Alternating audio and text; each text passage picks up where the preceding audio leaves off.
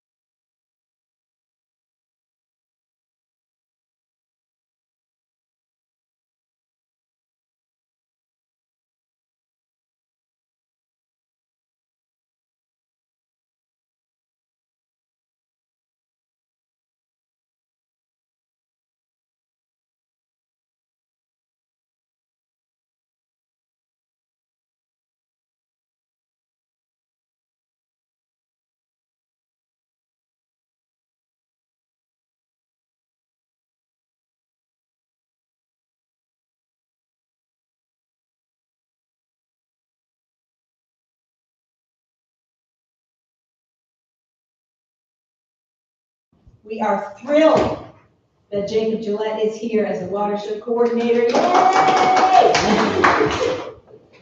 Jacob, any thoughts right off the bat as you join us for your first meeting? Not really. I mean, I'm very excited to be joining these efforts, definitely. Hopefully, my experience is helpful to everything we're doing.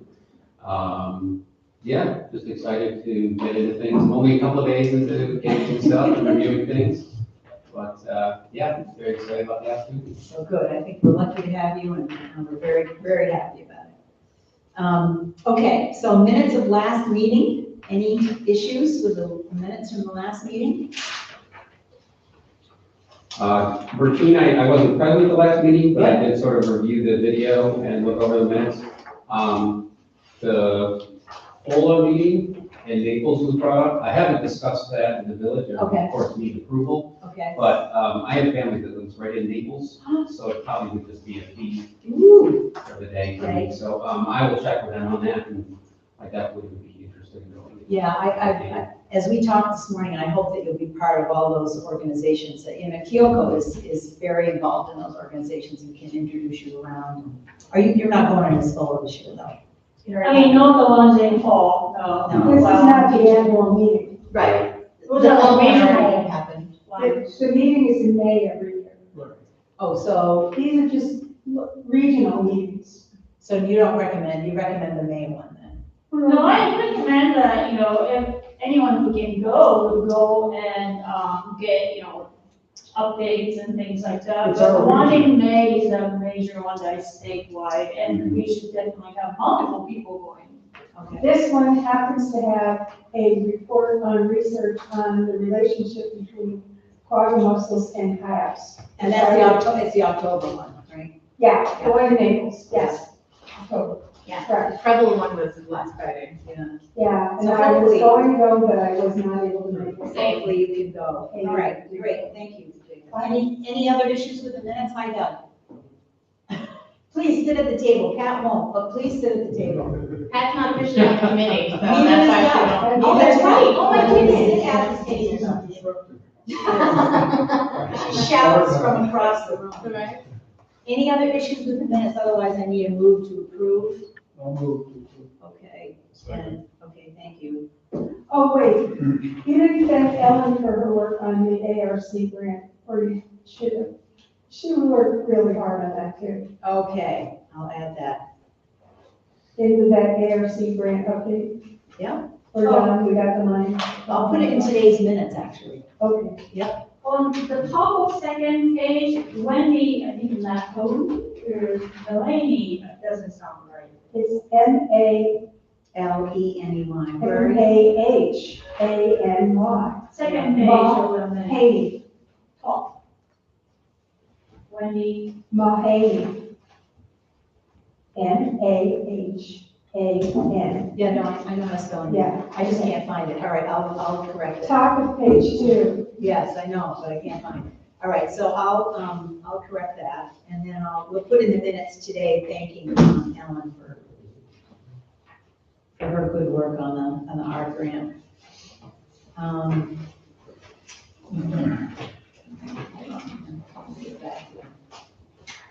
And that is also on here is the map issues. I'm I sorry. did on these minutes is the map issues, which are the Excel program issues, and I'm trying to make it take in bond. She's the young one who said, please meet with me. Okay, We keep missing each other. okay, And I imagine I should be doing it with our new employee too. yeah. Yes, we need to do that, yeah. We'll get to all of that, I'm sure, as time goes by here. Okay, the job description for the coordinator, we talked about this at the last meeting, and when I next meet with the village reps, I will bring up the items from the job description that we did, just to make sure that they equal that one line under the law that says making sure the watershed is safe, or whatever that language is. So I will bring that up at the next meeting we have. A suggestion that the existing job descriptions for watersheds that have been managed over a longer period of time, with more money, say Canandaigua, Yeah. Kevin Albany, Mhm. and I think Bonnie had contact, as did Carrie with Lake George. Yep. And both of those job descriptions might be useful to share with the village and Okay. as well as the other municipalities. And the reason that that's the outline of Jake's role is that is what is in the public law. So in order to change that public law and put more things in there is, a bit of an act of God, I understand. So what I suggested is that we just agree that what the components of the watershed job description that we put together, that we all agree that makes sense. And we might not, we might have to modify it. So that's what I'm hoping to do. Does that sound okay so far? Well, the public law is a minimum, Yeah. but we can add, with agreement, we can add, modify. I think so. I don't think we have to get fancy and change the law and all that. Change the law. That number G or H that says the watershed stuff, I think we just say, here's what we think is under there, and we talk with Jacob and see if that makes sense to him. Are you talking about the state public health law, or are you talking about the village? The village. Okay, if you would clarify when you're doing that, please, because they're really very different. Public Can I health clarify law, what? Public health law 1100 with its subsection 136.3 is not the same as what's in 285. Right. The village law. So when you're talking about the two, would you clarify? Because we really are supposed to be operating under the state law, just like we say in our mission. And over time, there's been a little slide from that by the regulations of the village. Right. Yeah, so I'm talking about the village law. But Matt, let me ask a question. You're the lawyer, so I believe that I'm the not, state. I'm not this lawyer. No, you're a lawyer. I believe that the state law preempts the village law. Is that correct? Absolutely. Okay, that's all now. Absolutely, unless the village sought some kind of municipal home rule effort for this. And I don't actually know the village's power to do that. I've only looked up town law power in that region, because I'm on the town board. So Right. sometimes municipalities can overrule state law if they seek municipal home rule for a particular subsection. And I don't know that. No, I don't think the village has not done that. So. Yeah. My perception is that with the allocation of responsibilities in the 1998 watershed plan, the village's piece was, narrowed down to the septic specific. Right. And that's what's in the law, as Pat's pointing out, the regulation the watershed plan was much broader than that. Yeah. And the Somewhere law, along the line, the larger responsibility section, parts of it got, I don't know what, parceled out. parceled off and then not picked up, or perhaps picked up, we don't know. Well, I think some of them got parceled out to the water and other areas, but that's what, recall at the last meeting, I said that is what Joe Membrino and Cindy were doing, was they were taking a whiteboard essentially and mapping out everything, who's doing what, should we change it, and that sort of thing. So when we get together to go through that, I think that's where we can clarify. Beginning with the fact that there is no water board anymore. Right, right. Well, there's a water and sewer board. Right, that's not what it says in the state law. No, right. Okay, so that's what we'll do. Now, Doug, this is Jacob Gillette. I know. Doug was the rep from from Middlefield, and then he decided to have a home in New Hampshire. So because he's only with us half a year, we got him to stay on, but not as a member. But the whole reason we're here and able to do a 90 plan is because of the work that he and his wife have done. Wow. Otherwise, we wouldn't be here. and Jim's organization as well. So we really appreciate that work. Great. That's an oversimplification. It really is oversimplified, I must say. We could go on for days about what he's done. No, my point was, Gotcha. there are a lot more people involved than just walking around. Well, no, okay. All right, so, where it says job description for coordinator, there should be a slash there. The next item is guidelines for committee action. I spoke with Bonnie, who said that at, the historic committee, Martin had come and spoken to them about what different committees can do on their, individually as members and as an entity. So I think at some point I'd like to have that similar conversation. For instance, no one would go to the Department of State on their own to ask questions, or to the Department of Health on their own. It would be on behalf of. So I thought it might be a good opportunity for us to understand the public rule around that. So I will arrange that for the future. Next on the agenda is the BMP. So I've been pretty aggressive on email about the BMPs. I think we're starting to get some help, starting to get some lists back from folks. I don't know if you saw it, Christos wrote and said, totally 100% with the 90. I had spoken to Meg Kennedy, and was going to go back in his records, and I think Bill Harmon had some updates.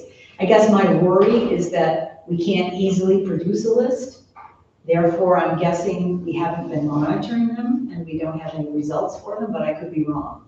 So we're going to put in the new 90 plan that there has to be a succinct list, who's monitoring, where the results will be reported. I hope it'll be here at the least. But we're going to need to put that in the new 90. Does anyone disagree with that approach? In regards to BNP, as you probably haven't seen, but I sent out an email earlier today that summarizes what I had been able to get from Cassandra Davis at the DEC, which is basically excerpted from the CAS, Chesapeake Assessment Scenario Tool. My understanding is that primarily, if not exclusively, the Soil and Water District provides, I guess this is a data call at a certain point, each year, they provide input to the DEC, Cassandra Davis, information in regards to BMPs that have been implemented.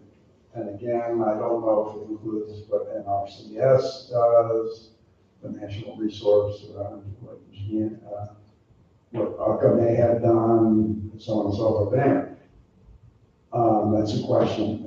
That input is put into the CAS system, which is the, and then they have and this ties in with the modeling, the land-based modeling that we're going to do, is there's formula in there. If you put in crop cover from 50 acres, what is the calculated impact on sediment nutrient input into the tributary? And then there's a edge of stream calculation, which says, so if you do that, it's going to produce X amount of sediment and phosphorus and nitrogen. And then that's calculated, and then that's watered down, no pun intended, for the edge of bay, which is a lower yield because you lose some of the benefit going on. Anyway, so I was able to get from them at the upper Susquehanna level, which includes the watershed of Otsego Lake, but it also includes part of the upper Susquehanna, which is south of Otsego. Yeah. And I said, well, I need it for the watershed specific. Her response was, because of farmer privacy, I can't give you that detail, you have to go to the Soil and Water District, which is, I was after Ray and Christos for it. Ray had provided a list, Christos updated that list. I've since provided that detail, which just includes those BMPs that Soil and Water District have on their records for the three, they're called HUC 12, hydrological unit code, Shadow Brook, Hayden Creek, Cripple Creek. And they, Christos' breakdown provides the BMPs that Soil and Water District has on record. And I've asked Cassandra to provide that assessment, because your assessment is really informative, because it shows you how they take that input, calculate the impact on nutrients and sediment, which is exactly what we're going to be doing when we evaluate different best management practices that we could consider. Yeah. So anyway, that went out, you were all copied on that today, Liz. So I think what I asked Amy, Christos, the BFS, to cross-check their records to make sure that between what Cassandra has and what Christos provided, that in fact captures what has been done. And then, anyway, so, and then finally, a big tool that we have in our toolbox is the land trust. And you can just picture, rather than just talk about, BMP, which might be specific to us, they could in one fell swoop give an easement with a significant swath of land, which in effect puts in through the easement a best management practice about how that land would be used and not used and so on. Excuse me, Doug, so you're saying they're the implementer of the BMP? Are they what? Are they the implementer of? No, No. land trust would do, basically have a conservation easement, which a landowner, whether it's a farmer that wants to. It's ABMP, right? So the land trust will develop plans that have different styles of BMPs in them that then the owner has to agree to as part of their. As part of the deal. As part of the deal, Okay, I see, exactly, okay, yep. Yeah, and so they will know which ones they've recommended, and they will most likely make the connection with Soil and Water or just be a facilitator of that, but they also know what the best plan is, because they And they build would have that some in. type of, would have a continuing relationship. Exactly, and that's actually what they mean by in perpetuity, is that they have a continuing relationship with whoever owns that land. So Right. even if it passes to a new owner, they create the relationship with that new And other person. BMPs are as transitory as the ownership of the property, right? So, Like, if you're like a farmer, a farmer there, you agree to certain things and you sell the farm. well, that's part of, so when you purchase a piece of land that has an easement on it, you have to agree to But the I'm saying easement. short of the land trust. Yes. So short of the land trust, if someone put on, because a perfect example would be a riparian buffer. So if the previous owner put a riparian buffer in and it's not under easement, and maybe didn't take well, or the new owner has some other plans for that land, technically, they could rip it out, if they don't ask permission. Yeah. But, so OCCA has always been a facilitator. I will double check with everything we've facilitated in the past, but that is exactly, that's how that usually works. So anyway, the land trust could be a really significant player in helping manage the land in the watershed and protect it in perpetuity, where you get an easement that the farmer agrees that it won't subdivide, the land.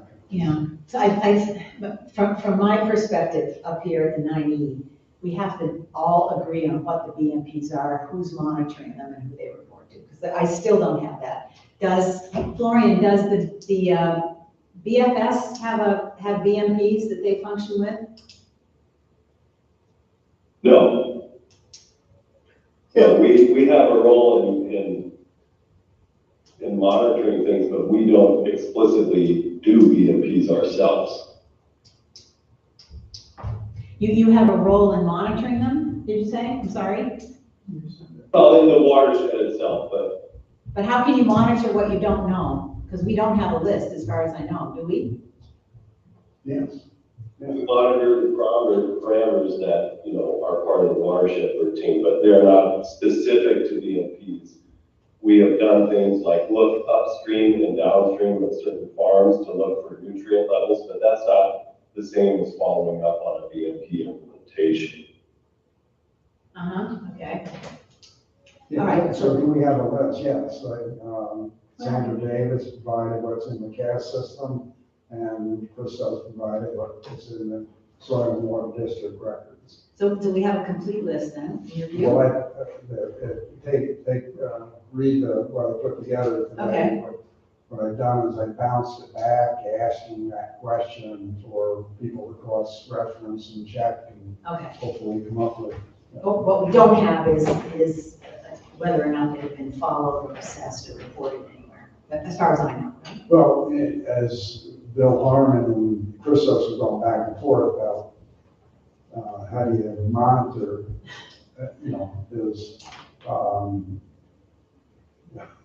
I don't think there was a system, I guess, is what I'm saying. It doesn't sound like there was a system of these are the things we're going to monitor. So we certainly, Kyoko's shaking her head now. Right. And we never received a report. So unlike the land trust, when somebody enters into a trust arrangement with the land trust, they've got a person goes out and checks to make sure that it is being handled in accordance with the deal that's made to the land trust. Right. My niece used to have that job, so I know that's a job that's done. And apparently that hasn't been part of the contract when the money comes to help pay for the BMPs, that somebody's gonna come by and check, apparently. Yeah. Does that sound right to those who know that? The newer best management practices that are put in place do have that money, but the older ones do not. And different types of it, people learn as they go. So So there are newer BMPs that are being monitored? So BMP is a huge generalization of a best management practice. So if a farmer has a manure storage, monitoring is it keeping the manure inside, right? It doesn't need a scientist to go out and take samples. As long as everything, all the things that we put in stay in, that means it's working well, pretty well. The most active monitored BMPs are going to be riparian buffers. And in our area, any riparian buffer that comes through like the Trees for Tributaries program, which is a program of the Upper Susquehanna Coalition, there is funds that go to the Soil and Water District here to pay for Shamar to go out and monitor them. But that's not every BMP. And that's why the CAS system was created, because every program, so there might have been a grant that put in manure storage or, cattle exclusion, putting up a fence. Again, it's not something you're sending scientists out to do water quality monitoring at that location. You're doing the monitoring further downstream or what have you, just as part of your regular water quality, but no one's going up to see if that fence, they're not poking a fence, right? So different types of, so they're being monitored in some ways, but not necessarily a formal way that we would think of as like our community scientists going out every month to take water quality samples and doing nutrient and sediment and all those things. If you have a poo storage thing and it's working, you kind of know. If the fence is working, you know. If it's not working, then the cows are in the neighbor's field. So there are, in a sense, they are being monitored, but officially, so that's where the CAS system and every different best management practice has a different timeline and lifeline, right? So it's good for approximately this much, and that's what the CAS system takes into account. So what we need to do locally is that once we have a complete list of BMP that has been done at the HUC 12 level, we need to come up with some sort of like serial number so that we can still say Cripple Creek number 38, is it in a good shape or not? And we do not necessarily need to know who the owner is, etc., but we can tell, have you check number 38 Right. to all the, relevant That's parties? what I'm saying, right, where somebody needs to get. There's numbers for those plots, don't they? They do have plot numbers, and we don't have to make up our own system, we can use whatever system's in place, but it's more about knowing where they've actually located, which plots are down. And who's watching it and who's reviewing it, because we're not. And sometimes, what usually ag land is converted to, conservation, like park or something like that, and then you don't have to worry about the integrity of the animal fence. Right. Which is exactly what happened at my personal property. We don't have animals unless the neighbor's fence is no longer working. And just a footnote, we had in a Bill's tributary meeting, Ray Mertz, gave us some education in regards to the effectiveness of BMPs. And one of the, and Bill Harmon in his comments to Christos, that in the CAS system will say you take X amount of acres and you do this to it. Here is the calculated impact on sediment. That's a mathematical formula. It's based on, you're talking about the Chesapeake Bay watershed. Well, there's different terrain, there's different soils, there's different. Yep. So what they're doing is kind of taking an average impact and saying, all right, that's what effect it would have. Well, there, as Kyoto has pointed out, there's been questions about, well, how effective are BMPs? Do they really have the impact that's being calculated on, the intended impact that's being calculated? That's a question that's up for debate. What Rhea said is that she has seen current science, if you will, that indicates that putting riprap in or repairing buffers or stream bank stables, whatever is that the issue is really legacy sedimentation and around the tributary. You have this deposit that over that I sent you something in regards to how deep Otsego Lake was and what it is. Well, and kind of tongue in cheek, you're talking about time, erosion, gravity. 1,000 years from now, it's going to be a peat bog. Regardless of what we do. So, anyway, her comment was that what the thinking is the most effective BMD, and I don't know how you do this, but it is to remove that sediment that is surrounding these tributaries that has been deposited over time. You go along, and I walk Shadowbrook from the start to the finish. Right. And even in the most wooded areas where it's difficult to even get to where the stream is, you will see the stream is cutting through, and there's sharp banks.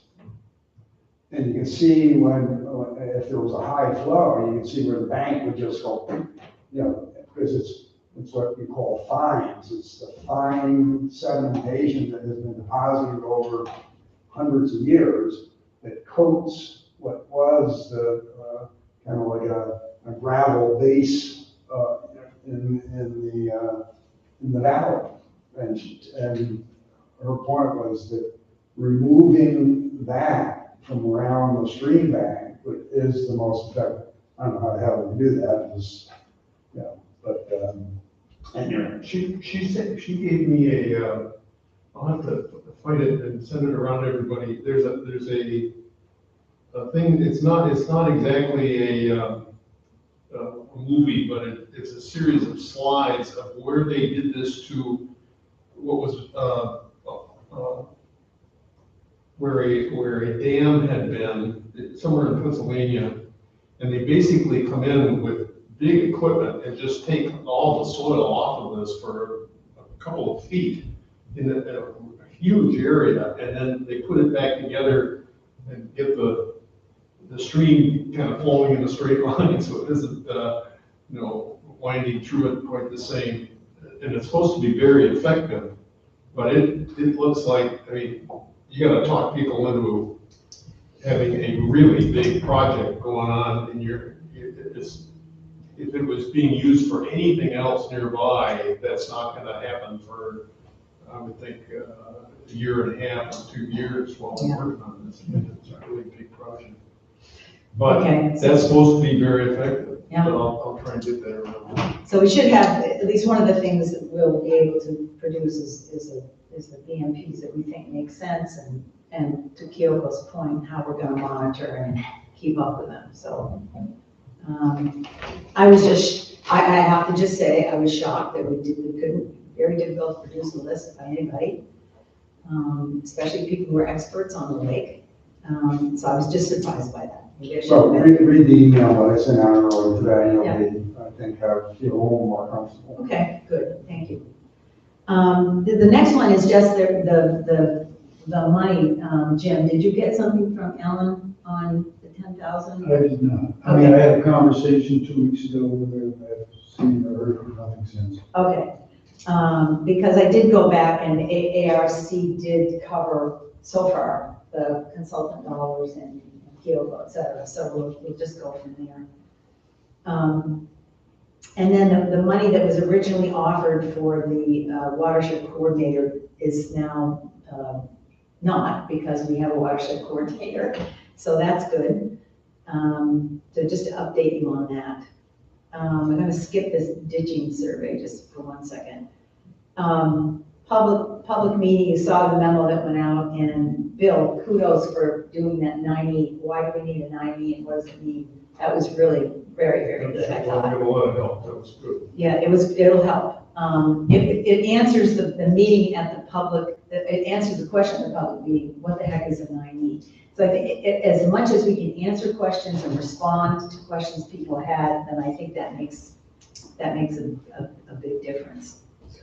I was glad to see that watershed protection is starting to be used more than 9E, Yeah, which was my argument from day one. yeah, no, I think it's picking up. Good. For the future distribution, we should just have WSC as the author, because it was Yeah. not on it when. Yeah, I didn't need it for Yeah. me, because Kyoko had lots of good ideas, and Bonnie did too. So in the Yeah, future, tell them. we'll say WSC, Yeah, yeah. absolutely. Bill, will you make that change on it in case we have to send it somewhere again?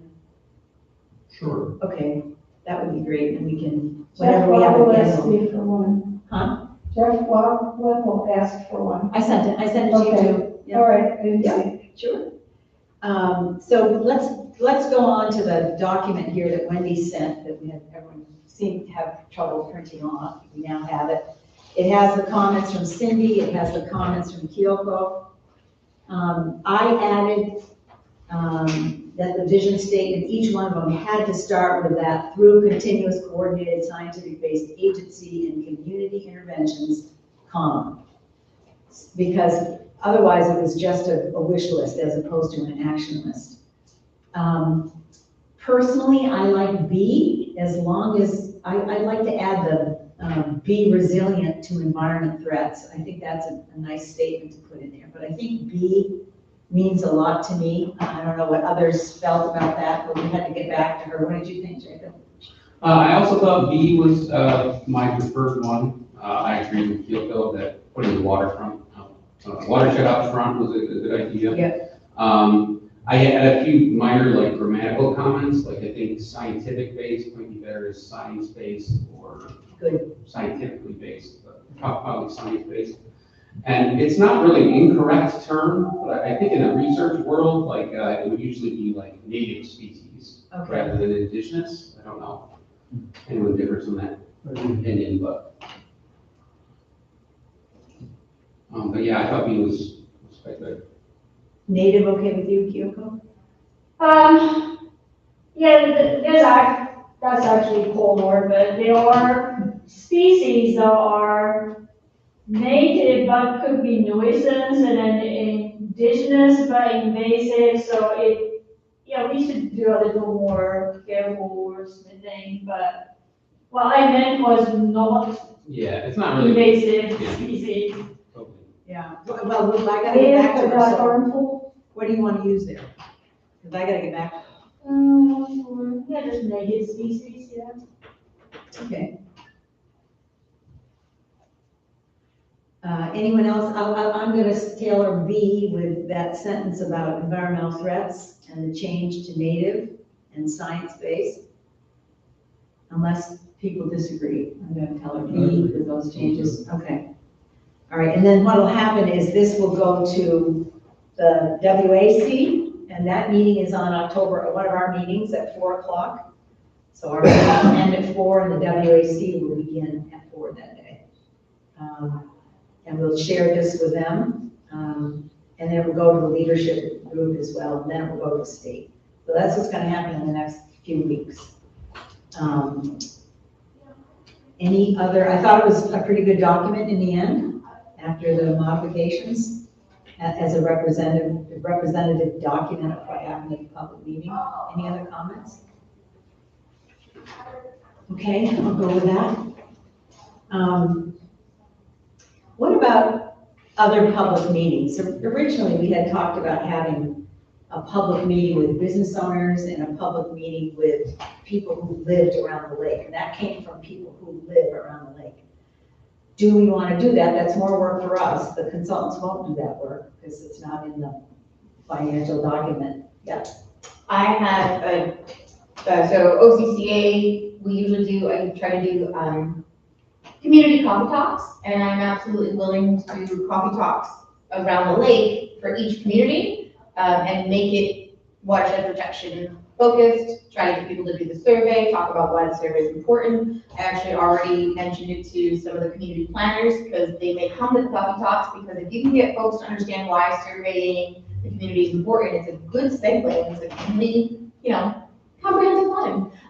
So just looking at that bigger, looking at the bigger impact. So we're willing to do that for the communities around the lake if you guys want to, but we don't want to do it unless we get permission. No, yeah, I think the more the better. I think, now this was specifically from people like Stephen Phillips and that crowd. Why not have a meeting with the people who live literally on the lake? Do we want to do that? And then what about business owners? Some of which are catching those, but do we want to do a specific?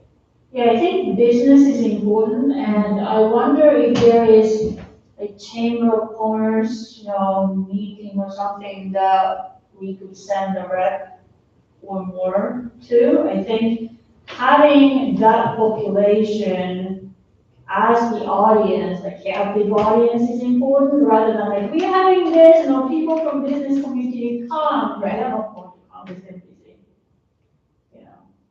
So that goes to your committee, for your coffee talks. Yeah, and we can do a coffee talks in the morning, and then do something after hours. I can rearrange, we can decide. And don't forget the owners around the lake. Well, short of delivering their invitations by boat, I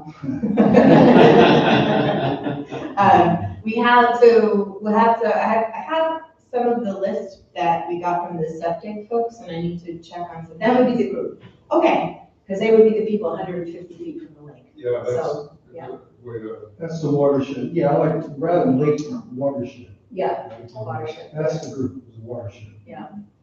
So if we do those two in the coffee talks, I think that we've done our job there. Thank you, Amy, for offering to do that. Appreciate that.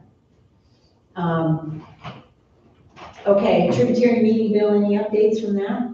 Well, we talked about a number of things. We need to go ahead with both Clark Pond and and the other one, obviously, remember wrong way. But anyway, there's another pond up Route 80 that need to get sampled, particularly Clark Pond, because it was found to have cadmium in it before, but it is, both of them are pretty much silted almost completely in.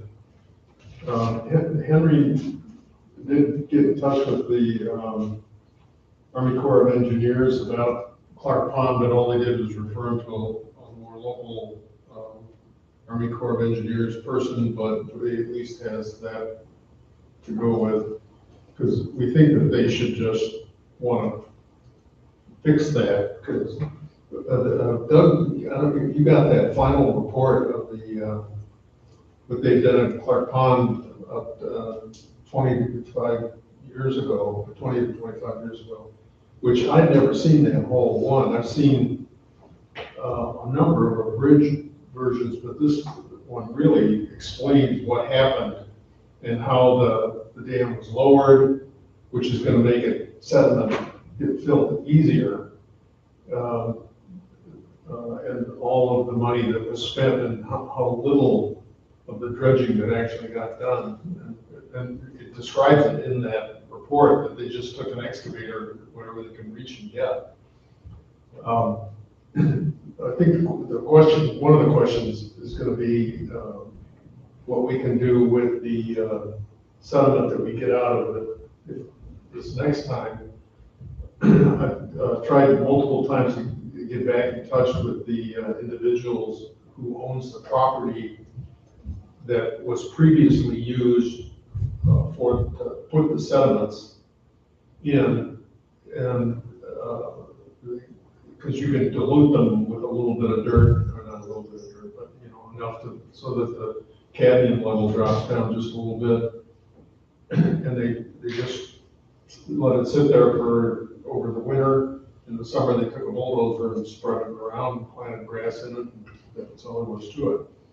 Now, I think part of that had to do with the fact that, I don't know for sure, but I'm guessing there was some value of using that land that the owner had to pay for the other work that was done on the dam, that in-kind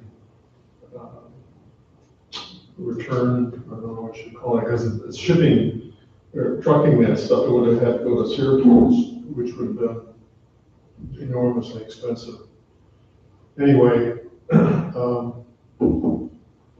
but it's pretty clear that both of those need to be done. And when I talked to the counties about this quite a while back, the people that, because it's a wetland, all of Clark Pond, and I think all of the Shipman is the other one, are considered wetlands. So they now have control over that whole thing. Originally they said, oh, if it's a pond, you're on your own, clean it up. And I said, well, it is, the water goes through it, is the drinking water for the village, Cooperstown, and that's the whole reason we were working on it for. Oh, yeah, okay, Oh, sure. yeah, that's right. The whole thing changed. Drinking water, right. But anyway. So how are we gonna pay for it? Well, I think that there's money that is available for that topic. From where, Bill? I think it's DEC. I'm checking right now, but I think you're right. That to investigate the possibility of dredging something or doing something to improve water source. Okay, and then getting a hold of that owner, Christos, his department is the only one who can go on people's land without permission. Right. So if we need to do that, call Christos. Yeah, they need to do that investigation. Okay. For longer term, could the pond owner be interested in working something out with the land trust in terms of like easement or something? Because they cannot get commercial value out of the wetland and a pond anyway. And part of the issue is that the cost. And if it has some sort of easement, then they may qualify for more readily, financial help in case of future, repairs or dredging or something like that. Well, the dredging is done because of the water quality, and that is, at least as the people talk to me, they understand that goes a good deal that goes to the village, because it's their water. So last time, it was my understanding that half the cost went to the village, half went to, I forget which was one of the land, or it was a community support from this area. And then about $30,000, I think, went to the owner. Now, the owner of the dam, that issue of whether the dam needs to be repaired again or not is the issue for that owner, not it isn't the rest of the pond owners. At least it wasn't the first time, because I own part of that, and we were never queried or had any information given to us about what was going on as far as the dredging was concerned. And only the owner, my next door neighbor, was the one who had to do all the dealing about what they were gonna pay to get it fixed. So I think we're getting set up. They need to assess, they did a lot of improvement to the dam, and I don't think they think there's anything going on there that needs to be redone, but mostly it just needs to be dredged. So is someone from the DEC on the committee saying, yes, we'll pay for it? We haven't gotten that far. Okay, all right, okay. No, I keep talking to Christos about it, but we had a conversation like last time he met with us, that yes, we needed to write the grant about, and it, I don't think it is owner Dependent? dependent. Okay, good. That was the impression of him. All right, well, let us know if you can't move that. We'll be happy to do that. So the tributary group is morphing into the ag committee. Just FYI, that's sort of becoming the group. Bonnie's on it. Bonnie's gonna be on it. Doug is on it. So I'm thinking we've already started some work that group would have to do anyway. Inspections and non-compliant homeowners, obviously Jacob has just started. I'm hoping that Pat can sit down with you and show you the, up until Kyoto offered some interns from the college, everything was on a piece of paper in a folder, and that information was put together. As we look at that information, it's concerning to us. It looks like there are some inspections that haven't been done for way too long. So I guess what we'd be looking for is to have you help us understand where are we with the routine inspections. Once you get up to speed and understand what's there, and then the non-compliant ones, I can sort of share you. There's maybe only 2 or 3 homeowners that we still have some issues with.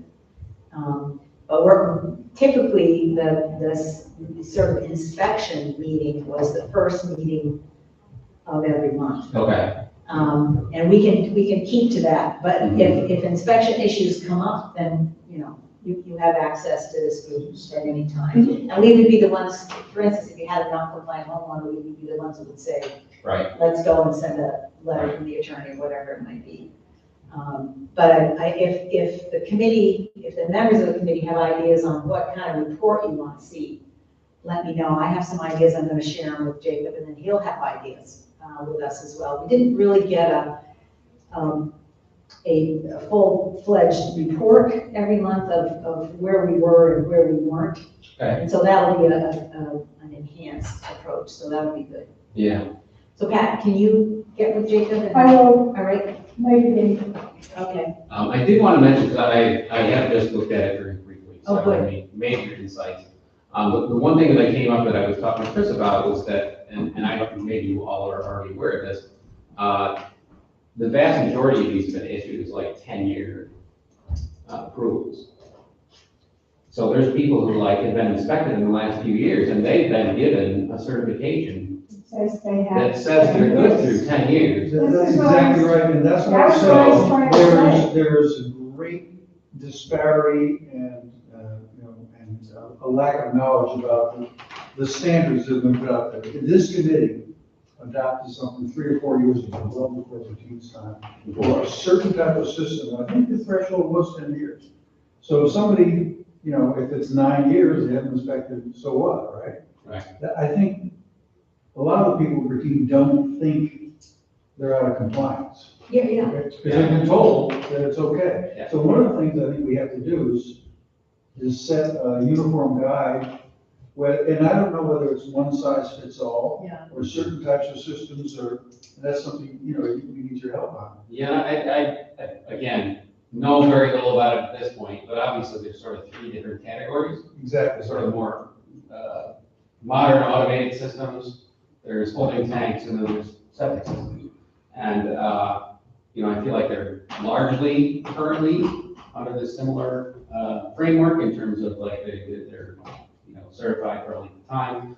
But what actually is involved for the homeowner for each type of system is different. So what I kind of want to get a sense of is like, what actually you have to do to maintain some of these automated systems?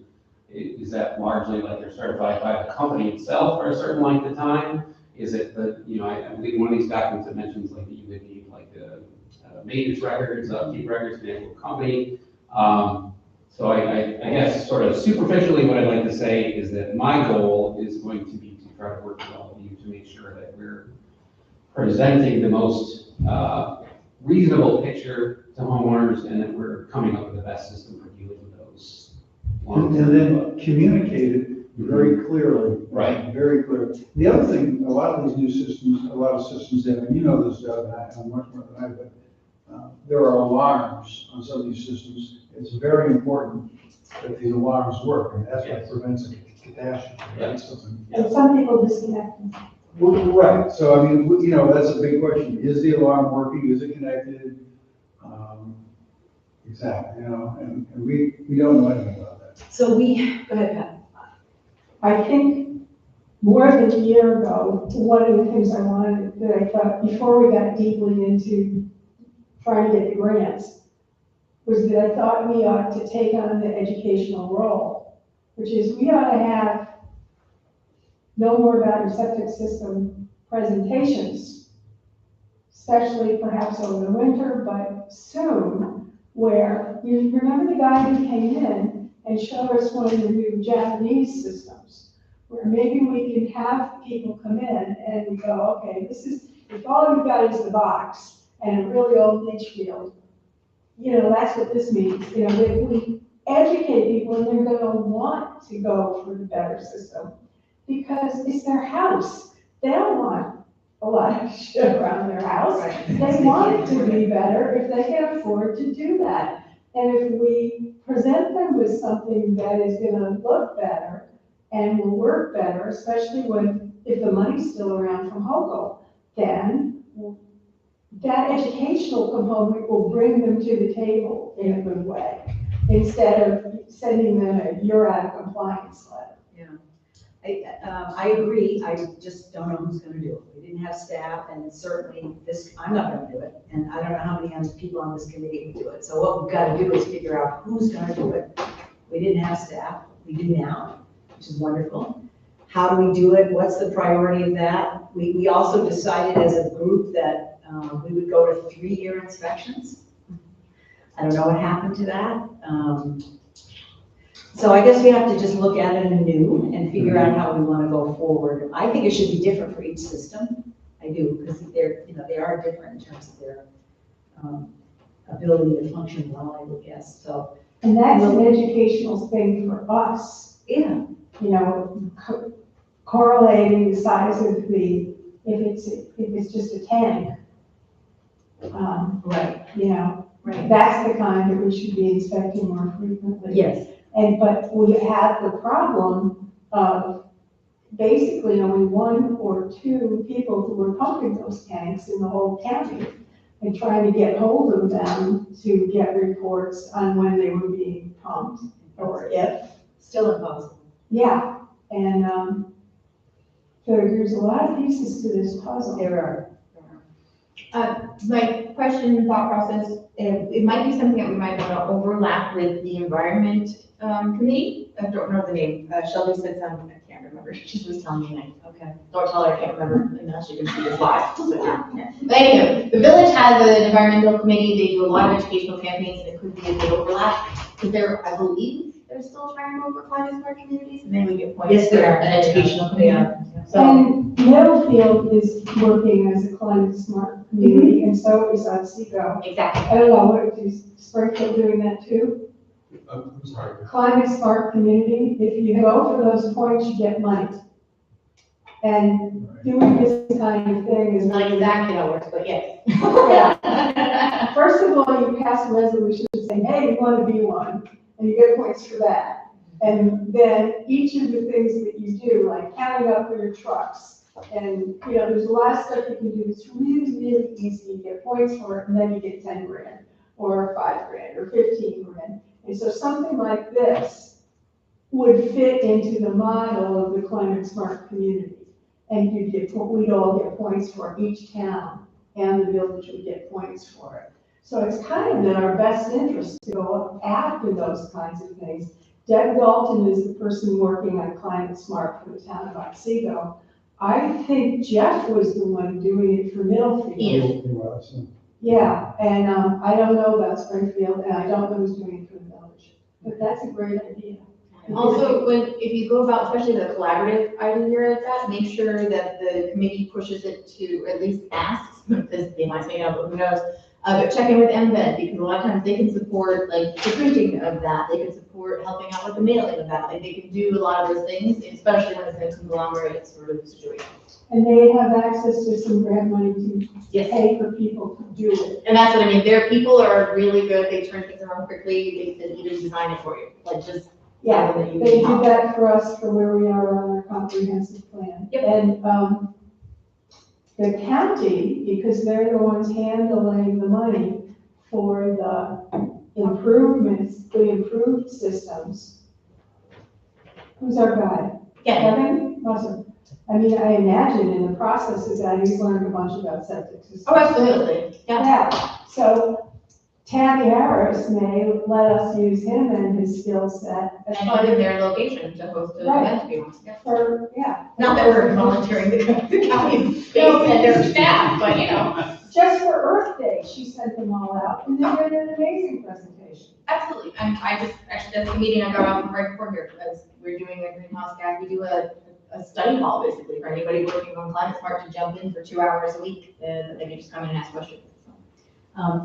Kevin Musser is one of the people I want to talk to you about on Friday that you should connect with. He's really a star. Okay, A star in the. this is Kevin from Planey. Planning, county planning. Yes, Okay. yes, he's. I know him a bit. More He's a than leader, yeah, he's really, really good. Great. He really is. He's reliable, gets back to you, and that's. Awesome. Within one source of, what I think we've mentioned before, Holly Waterfield. Yeah. At the Yes. DFS. She's going to be presenting at the Community Foundation Lake Watershed Sustainability Fund luncheon on Tuesday. Yeah, next week, Or, 23rd. And she ended, and I'm going to be meeting with her and Florian tomorrow, who is also going to be presenting, as will I. But Holly specifically, she intends to briefly explain, and I've discussed this with her, these suggestions. I intend to briefly explain why these types of systems are a concern in lakeside settings. Very generally, how they are designed to work, how the WSC's inspection program was developed to assess and improve them, and then potential long-term goals for further reducing the potential impacts. I think Jacob should go to that meeting. I was not planning to have Sluggo there, and so that's, but at any rate, she, I think you all know that she and Lynn Yeah. did a lot of work. Great video. On papers and so Yeah. on. So it probably would be good to refresh our memories collectively in regards to what was produced in terms of papers and videos at that time, as well as consider having Holly come in and reproduce, what she's going to talk about there. And I know it's beating a dead horse, but. An already dead horse. Hmm? Being an already dead horse. Well, that if you look at the soil map for around Lake Otsego, we shouldn't have septic systems. I don't know. Because the soil doesn't work. Why? Because the nature of the geology of the area. So that's the first thing. Second, then you get into, all right, was it properly designed? Question marks. Hardly ever. Well, no, I mean, and I think that. There's some good work done. I think that a lot of work has been done to make sure that that's done properly. Are they properly installed? And I can tell you, that's a question mark that's very difficult to answer because there is no, in my experience, the design engineer doesn't go in and check, did the excavator do, did the electrician do, did the plumber do, it's not done. And I can tell you in the instance of my installation, which is an advanced multi-flow system with 3 different pumps and different controls and alarms, it was not installed properly. It was designed properly. It was not installed properly. And then maintaining it is not simple. I know, believe me, I know as much as I've worked on it. I've been in the tanks. I've worked on them. I've replaced things, so on and so forth. So was it designed properly? All right, first off, should you have it here? No. That's the first thing. So, but now we're dealing with, well, we're doing the best we can given the geology of the area. Was it designed properly? I think we can check. We're doing a good job on that. Was it installed properly? That's a question. Is it used properly? Well, that depends on you. Are they putting grease down?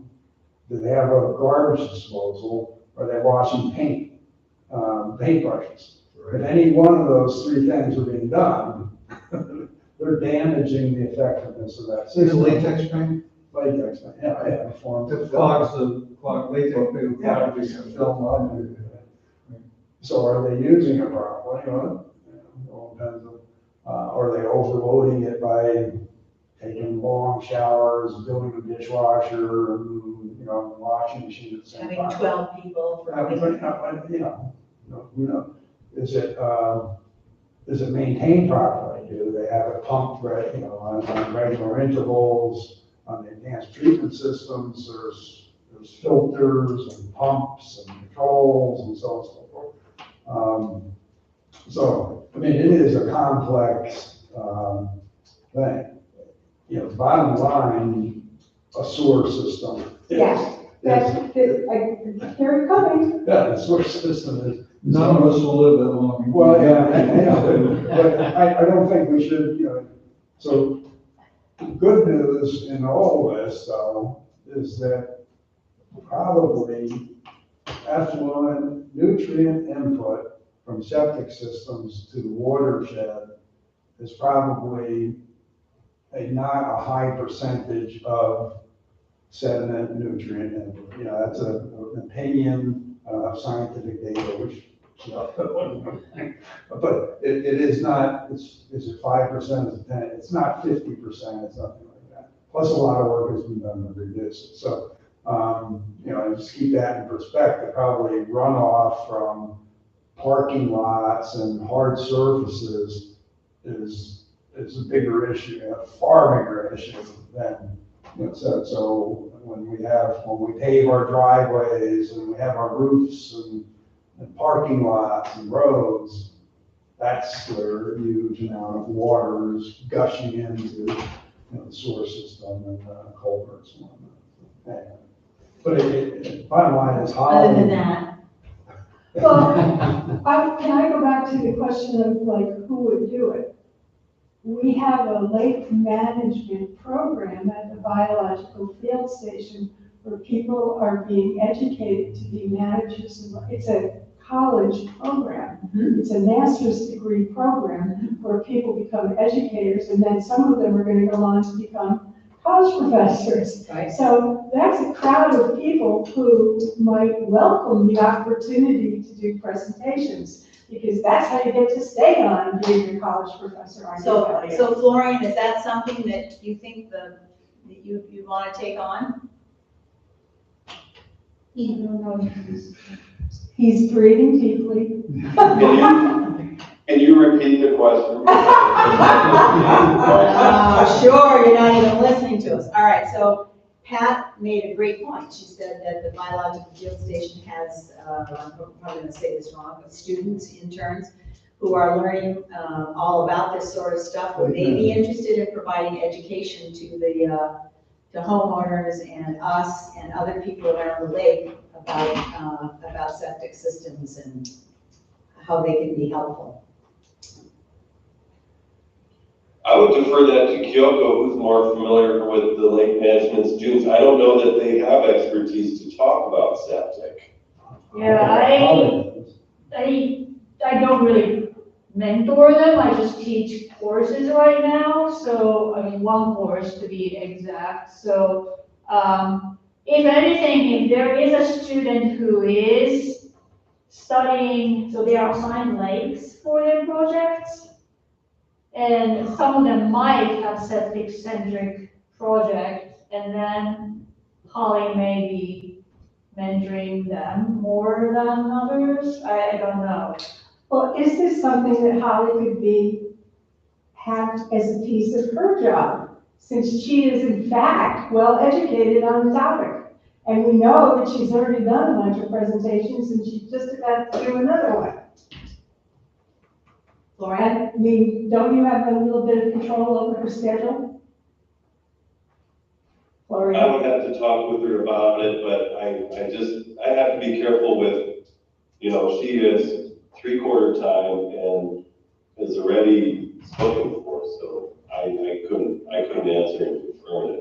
So in the long run, the only way to have. I don't think, just a point of clarification, Richard, I don't think people realize all the things in our workday, just saying that respectfully. So I will consider it, but we do not have infinite capacity at the field station. Okay, well, that was Pat, not for It's not for, it's Pat for you. Okay, so if we could buy another quarter for, Holly to help us with this educational role, because it's not just one thing we're looking for here. That might not be a bad place to think about putting some of our money. Well, I would like to learn a little more about the duties of the new watershed coordinator position, because it also seems like a fit there. Yeah. Touche. I hear you. I hear you. I think what we'll do is we will apply for the community fund money this year, WSC. And we're gonna put all of these things in and ask for that body of money to come for that. So we'll put that in For this year education. as a request for the community fund dollars. So I'll start working on that. Because I really do think if people understood how the septic systems work, they would want the good ones. Yeah, it might be helpful, yeah. Okay. Well, let me just say, this is great, I feel like we're taking rocket ships to Mars before we're driving down the street. So is one of the to-dos that we are gonna come up with Jacob's help, with a specific inspection? I mean, we're talking about design. Are we gonna let the public know what their inspection interval is on systems? And are we gonna differentiate between systems? Yeah, well, I think that's core. Yes. That's like basic stuff that we Yes. owe the public. We hope that Jacob will bring that forward as he gets into his work. But I think there are, regardless of what system you have, there are opportunity for education and understanding it. So we can, we'll go after the community foundation money. I'll talk to Jeff Katz today, and make sure he understands. The way the Excel spreadsheet is set up, each type of unit has its own sheet. So that's already been sorted for us, unless there's been changes since the data was put in. Yeah, I think we're not, I'm worried that we've said every 3 years and we're not doing that. And I'm a little nervous about that. Now, we'll talk about that Friday, but, all right, we'll go from here. Just in regards to community foundation funding, I believe Florian, you intend to continue with the 2 interns doing the muscle survey. The Well, we've done that the last 2 years. I think that we also need to look at money for what we need to do, Right, so. okay, I'm just saying, there's some, I know Paul Ward, is putting together a proposal to replace a vessel, a boat Yeah. that is leaking, so, anyway, there's, Well, you know, let me just say, Mark, while we're all over the map, it's great to replace the boat, but some people just put up $7,000 for repairs to the current boat. Right. So. I Oh, hope those are different. Different boats? They're different. Okay. one's large. Oh, I thought we were talking Deanna, whatever it is. Yeah, another point is the barge and the 7,000 for the repair of the handrail. Right. And then we're talking about the boat that is leaking, and that is the backup boat. So if Okay. anything goes wrong with the barge, we don't have reliable backup boat. Okay, sorry. That's okay. I just think we have, there's a lot of opportunity here for, WSC hasn't gotten a dime. So we're gonna pitch something this year. Maybe we'll just put a big jar at the lunch on Wednesday. You wanted to do that for years, you wanna put a jar. I do. You really do. I do want to put Maybe a we should jar. put a jar at the luncheon for the community foundation. All right, let me update you on Ashley Seyfried and Southern Tier. She's doing a great job. I've sent you a lot of that information. She's really trying to help us. The drone situation doesn't look like that's gonna work out for us. That's unfortunate. But she's gotten other people involved just to try and help point some attention to the headwaters of the Susquehanna, because they haven't really ever paid much attention or offered money for us to use for that. So I'm gonna continue working with Ashley, and I think it will be successful. She's really tireless on this ever since she saw the dam. She has been wanting to have us do a study and really make sure that works. So I'll keep working with her on that. We're lucky we have her. Okay, the QAP. You all got the QAP. Unfortunately, it was done without review by Kyoko, which Wendy and I are speaking about tomorrow. So the working group one is working on commenting if they have any, and close date is next Wednesday. Good, perfect, thank you, and apologies, I have spoken to her, and that won't happen again. But any input anyone else has on it, we'd love to hear it. That's important for the 9E, as you all know. Now, is that the same as the watershed characterization? This is probably a stupid question.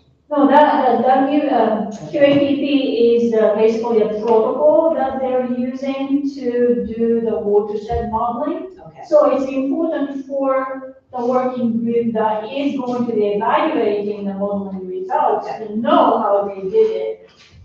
okay, so, but they're different. Okay, Florian, I wondered if you had talked with the state park guy. This is on the issue of them doing different testing and us not being able to have a similar test around halves. I wonder if you had talked with him again at all.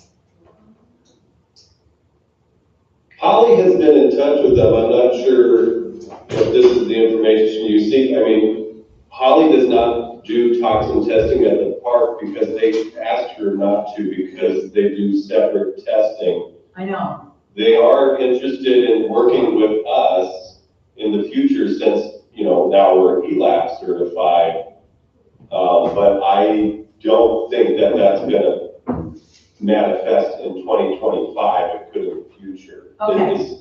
Is that kind of what you were asking? Yeah, we were discussing a few meetings ago that it didn't make any sense that there be separate testing on the same lake by somebody else. Why can't we coordinate it? I totally agree. And I had written to And I Matt. think it's different now that we're ELAP certified. So that, I would say that that's ongoing. Okay, I'm gonna write to Matthew and just make sure it stays on track, so we aren't here a year later wondering why that hasn't happened. So I'll just make sure he's on track there.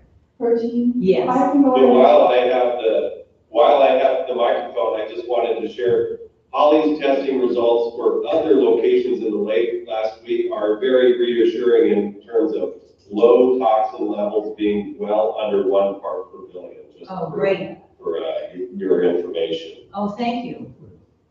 Thank you very much. Should we send that out to the HAPS group so that we send some good information, or what do you think? Oh, to our notification? I agree that that's a good idea. I'll follow up on that. Okay, just so we send some good information. Right, oh, that would be bearer of bad news. I think it's important to share good environmental news when we have stuff. Absolutely, I do too. That's great news, Florian. Thank you for letting us know. The 1992 ASPRS ACSM, you're speaking at this, or somebody is. Is OCCA speaking at this? If I am, that's a surprise. Are you speaking somewhere? Have I got the In wrong? 1992, I was in the 3rd grade, so probably not. No, this is 1992. Oh, sorry. It's some meeting that I thought you were speaking at, or your group was speaking at. No, okay, good to know. Thank you for that wrong information. All right. Can I see it? Well, let me get the whole thing. Okay. This is just something from there that. All right, the survey. I think Amy and Jim are gonna try and talk about how we can get more surveys if we can. It's important to the state. It's annoying, but something we gotta do. What feedback do we have on this? We have, let's see, they have 80 surveys. 80? It's actually quite good. I think that's pretty good. It's very good, but I think what we want to do is make sure that we do as much as we can for the state, because that's apparently puts us in a good light. And there's some things, some components, or some folks that we haven't really accessed yet, that we could probably access, but I'll let you guys decide. Well, I don't know, I saw Florian's help, Amy, we sent out over 350. Yeah. If we can get, just my opinion, if we can get 100, that feels good to me. But I don't know, anybody here knows the response rate of surveys, which is, what, high single digits, or less than 20. Yeah, understood. Percent, so I don't know how many more, but like, Yeah, we could get over 100, I think that's a pretty good sample. that would be. We have it up on our website, we announced it at every meeting that we've been having. Yeah. The town board. No, we've done plenty. I just am wanting to, are there a few more things we could do? Maybe the answer is Has no. anybody, the Cooperstown Country Club membership, I went to the member meeting and presented it. that survey? Asked them to, I don't know that anyone filled it out. Jim, did we There's do something that to at do on Rotary? their email. I was not I asked mistaken. them, I asked the No, president. that's- he said, Yeah, I "Yeah, missed haven't it. heard back." And I'm not there, yeah, we could do like a club runner thing, that's, Because there's a fair number of people. that's about 100, that's about 100. Yeah. We can do that. That's a good idea, Scott. Yeah. That's a good idea. Thanks, Ed. And there's an environmental subgroup of Rotary Center. Yeah, Yeah, I will ask, I'll ask about that. okay. Everyone saw Chip Norbert's comment in the paper about nothing should be done with the subdivision until the 90 plan has been finished. In his comments in the paper, I thought that was interesting. That's a good thing, isn't it? It's not bad. And there were probably 20 or 30 people who came to the last town board meeting to essentially say the same thing. Right, so I think that's hopeful that Chip is with us. It was also brought up at the community listening session that the Three Sisters put on and the field station. We need to come up with a name with the 3 environmental groups with about, so it's Three Sisters? It's, oh, sorry, Otsego, OCCA, Otsego 2000, and Otsego Land Trust. Internally, we should call ourselves the Three Sisters. And the Otsego Lake Association has got a committee, we're in the process of drafting a statement, we just want it to be cogent, nothing like. Chip's a good point, we want to kind of distill that down to a page, and the plan is to submit it to the town board. So Perfect. that's in progress, I'm not on it, but we got a committee working on it. All I right. was asked whether anyone knows whether there was a study done in recent, well, let's say in the last 20 years, even 30, of a sewer system coming around the west side of the lake. Yes, Yes. I have an outline of that. Ellen sent it to me. I'll forward it to everybody. Because several people have made the argument that since such a study was done with some design elements to it, that might be an argument that, you know, if you want to put something in like that, then you ought to have a septic system for it because of the slopes. And I haven't seen the study. I don't know if it goes up that far. I don't know anything about it. I don't either. So I would need to know more I'll before pull I. that out, because I asked her that months It's ago. out there, and I'm thinking $20 million, is that the number? Yeah, 20 million sticks in my head. That's all? Yeah, but that's before any subject, and I don't know how far it went, Pat. I don't think it went all the way around the Could lake. have, with inflation, it'd be, 25, but it's not 100. 30, Yeah, depending on how far back you're looking. yeah, but when I heard how much the state, and, well, maybe not the feds anymore, but the state was willing to put in for what, around Canada Lake. I mean, holy moly. No, but they didn't prove it. That was not approved for, That's it's local different reasons, issues. it's Several not because of reasons the that it state. wasn't the state, it was They local. couldn't rally the people Oh, they that couldn't lived get, around because they the didn't lake. want to pay for it, right? The residents didn't want it. That's all I had to do. That's just, Every person who came to the town board said, we don't want it. We had not one person who came and said, I want that's too bad. it. And it would have cost so little for the homeowners, unbelievably little. They have to pay the hookup. Oh, yeah, it was the hookup. Well, they wouldn't even let it get past that, A few $1,000?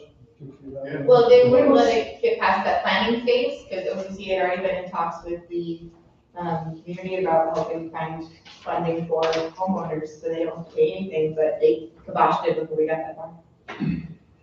They just didn't want, even those elements of having it help out with it. And bottom line, at the end, maybe if you had a home that was gonna cost you like $1,000 a year for normal usage, it was very inexpensive, I thought, inexpensive. There's a different, zeros are different in Richfield than they are in Cooperstown. Put it that way. Apparently so. That's Very different. Um, Richfield Springs has the highest rate of, children in poverty in the entire state of New York. Over 50% of children in Richfield Springs are under the poverty level.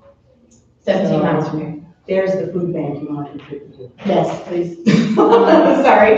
So, two things. Amy's going to listen to the CAST webinar. Thank you for offering to do that. Yeah. I think we should stay up to speed on that.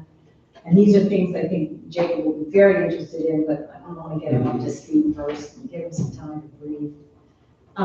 You all have the scientific advisory report. This was done for last meeting, but we didn't get it in minutes, or I didn't. I want to make sure people have read it. And Kyoko talks about the water level, talks about the HAB stuff. Kyoko, anything else you want to talk about? Just wanted to let you know that there was a HAB, reported on the 15th of September, just localized near the Kingfisher Tower again. It was considered a HAB by DEC, and that is on the HAB's website right now. I just checked the lakefront before coming here, and yeah, it has that look of like a brewing, and I could see some, floodplain thing that probably has cyanobacteria. So if it keeps dry and warm, there may be some chance of blooms happening. Never mind sending out that memo. Well, it's been good for, the last few weeks. Oh, Florian, we were so close. And then, just on a side note, the Hudson River is having a lot of issue with tabs, like the worst in the last 40 years or something like that. So the river keepers are all, Sorry, I missed you said who was? Hudson. Hudson River, yeah, like, Dixie and Dell. Yeah. Wow. If you look at the house map, there's so many dots on the river. Yeah. Okay. Sheesh. All right. You don't always think of tabs as being a river thing, but the Hudson doesn't move super fast, so. Well, it's got that big, body. Is it the same, These sheets are, I haven't figured out. because they get some different stuff down, I don't know. yeah. I only bought the like regular news articles, Right not before. scientific ones. Brackish liver, yeah. Yeah, but they're different, species of cyanobacteria. I know if you go down, even if you go down the Susquehanna, where it goes down into the It's salty. Chesapeake, it changes. All the, Even at Newburgh on Hudson, there's a fair amount of salt. yeah. Anything that didn't get said, anything I didn't bring up that I should have, concerns, anyone, how do you feel the 90 is going so far? Doug? I think we're in good shape. You do think we're progressing all right? Kyoko, your group is working? We'll see. This is the first like major thing that we are asking people to review, but again, it's only going to the like ad hoc advisors, so they're not like obliged to read everything and comment every single, time when they're asked to review something. No, but if your expertise in mind with this, please provide feedback kind of thing. So Okay. we'll see. How does it look to you at first glance? I know you haven't had full time to review it, but. I actually haven't had time to Review it at all, anything okay. other than the first page. Sorry. Okay, all right, no, not at all. I just wondered if you had, you're so Johnny on the spot with everything you do. What's that? Doug? Well, she said she needed 2 weeks. Yeah. And you only gave her 1. I'm sorry. Yeah, just that, I started looking at it, and it's, the quack for the inlay monitoring was, extensive. And they're basically designed to say, here's how we're going to collect the data and ensure the integrity of the data being collected, right? And that's basically what the quality assurance project plan is. The DEC gives a stamp of approval, says, okay, if that's what you're gonna do, then that will qualify for meeting the standard. But the CAS system, is basically what they're gonna use is the CAS model, Chesapeake Assessment Scenario Tool, which has been in existence for decades. So kind of a quack, it should be, it's just kind of a regurgitation of what's included in the CAS model. Well, having not seen the actual thing, but yeah, that's my guess that, they are using a CAST data which are already proved over multiple layers of everything and ultimately approved by EPA. So, but what ANCA-QEA is locally doing is still, going to be vetted by the state. You were gonna say something. Oh, yeah, you would think that's exactly how it would work. We just completed a quest for another project, and we were using all known protocols, and it still was quite the adventure, so.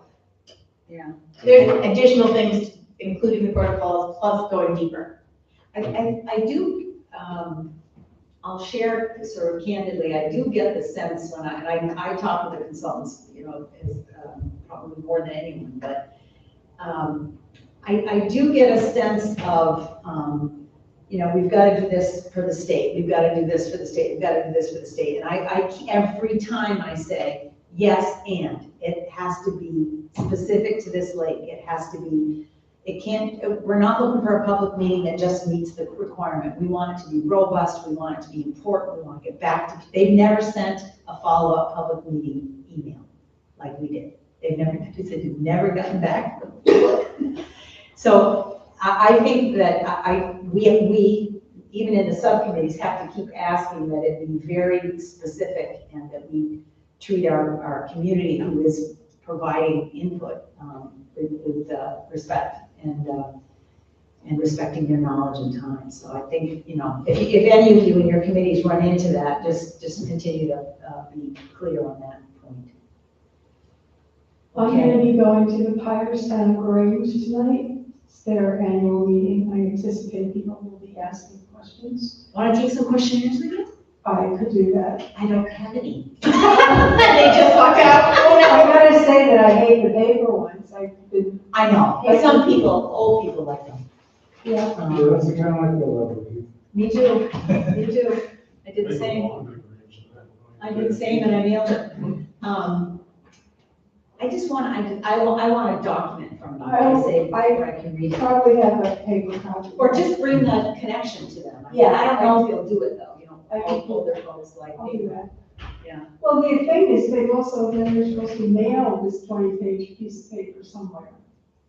Or we don't, we'll mail it. Bring it back to this town, this village, or give it to me, I'll mail Okay, well, I'll tell them that. it. Okay, thank you. So Jacob, what are your first thoughts of your first meeting, like drinking from a fire hose, I'm sure? We covered a lot of ground, yeah, certainly, you know, I'm less and more familiar on different aspects of this, so I Yeah. definitely have a lot to get up to speed on. Yeah, I feel like there's still work to be done to define all of the things that I'll need to do in my daily capacity, but I'm looking forward to that as well. Good. I didn't quite catch where colleagues' talk was on Tuesday, and since I'm largely here about septic systems and so forth, I feel like that might be It's good. by invitation. Oh, okay. Well, can Community we Foundation. talk to Jeff? That might be a good place to introduce Jacob. Yeah. Yeah, I think that's, No, no, listen, I think that's totally appropriate, that Jacob be there, because it's the Watershed, Sustainability, Fund. And I think Jacob's pivotal to that, so. Do you want me to You want me to talk go to to Jeff? Joe, or you want, No, please, I think I would rather one of you go to Jeff. yeah, I'll go to Joe. Just so I know for now, this was a It's- lunchtime thing? It's at the Fenimore. Oh, okay. Well, I'll ask you, I'm not telling you. I think it'd be a great place to introduce Jacob and sort of say, you know, we've got a human who's gonna help us. Check that box. Yeah, that's right, that's right. All right, anything else? Many of Otherwise, us are going. pardon me? I think many of us are going. I mean, I am, yeah, Yeah. definitely. And Doug's presenting and Holly's presenting, so I think Great. it would be perfect for you to go, really. Sure. Yeah, I'll email you. Okay. Thank you. Along that line, so, my official email now is, watershed@cooperstown.org. So that'll be the main one that I'll be monitoring. And Kyoko did put that in our, he's part of, when I do WSC, is he in it? Did you get the invitation? I did, took a while for it to show up, it did show up in my spam folder, but I did approve it, so I think it works. Okay. All right, So so we that's have, the same one that Chris had. yes. Yeah. So what we tried to do is get just the members, then I copy Pat and Doug on everything I send out. I mean, sometimes I miss it, it's rare, I hope. Anything else that we need to talk about? Otherwise, I think we're done. Nothing, Pat, when I go to Rogue, I would copy you, when I go to Lauren Glenn, and request to do the survey, is that okay? Yeah, If she says yes, I'll just put it out over, because I'm the treasurer. So, 'cause Amy Yeah. access Oh, I'll copy you too. Yeah, so if she says we'll leave, and then we'll just Sure, figure it out. fine. Okay, Yeah, good. yeah. I'll copy you, I'll go to Lauren. As we all know, it's so much nicer to tell someone, we want to do this, and we'll do the work, for them to say yes. Yeah, yeah, I'll the copy you. only thing I didn't get to say was back when last when we were on that topic, because I've been going there 2 times a week in the evening. And there is something along the beach that smells like sewage. It is very, very smelly. If you're Yes. standing in front of the building and you Which walk building? down about, Which, you mean the one we went to, Pat, the one where the public meeting was? yes, exactly. If you walk from that building out to the beach and you walk down about 400 feet, right there, it is disgusting. Uh-oh. And I imagine if an E. coli test were run there, it would be quite high. So what do we do about that? Can we get, Let me just say the smell, because I have, on my property, I Where is have a this? sewer line that runs right At across. Glimmerglass, at Glimmerglass, you know where we had the public meeting, if you go straight out there, Pat said it really. Yeah. and you walk about 400 feet That's very to interesting. the west. It's 400 disgusting. My question It's is there a vent? Because there's a sewer line that runs right across my waterfront. It's only buried, the sewer line runs right along, then curves down the river. It's only about a foot. I've hit it digging, putting a tree. So it's a foot below the surface. And there are vents to that sewer line. And in some mornings, I will get a smell from the sewer in the village. Ah, okay. Some places to keep the flow going down, there's not much of a drop between Council Rock and the station. Yeah.